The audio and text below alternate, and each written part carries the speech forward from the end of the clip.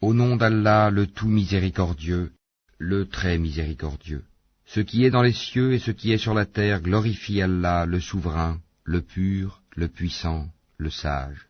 C'est lui qui a envoyé à des gens sans livre, les Arabes, un messager des leurs qui leur récite ces versets, les purifie, et leur enseigne le livre et la sagesse, bien qu'ils étaient auparavant dans un égarement évident, ainsi qu'à d'autres, parmi ceux qui ne les ont pas encore rejoints. C'est lui le puissant, le sage. Telle est la grâce d'Allah qu'il donne à qui il veut, et Allah est le détenteur de l'énorme grâce. Ceux qui ont été chargés de la Torah, mais qui ne l'ont pas appliquée, sont pareils à l'âne qui porte des livres.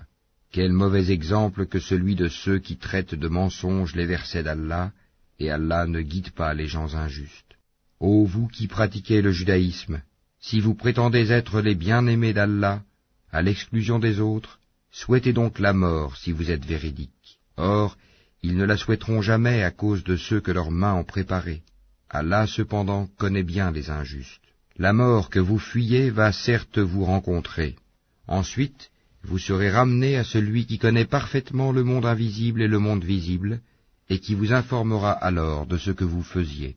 Ô vous qui avez cru, quand on appelle à la salate du jour du vendredi, accourez à l'invocation d'Allah, et laissez tout négoce. Cela est bien meilleur pour vous, si vous saviez.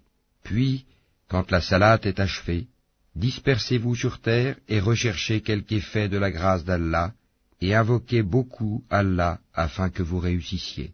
Quand ils entrevoient quelque commerce ou quelque divertissement, ils s'y dispersent et te laissent debout.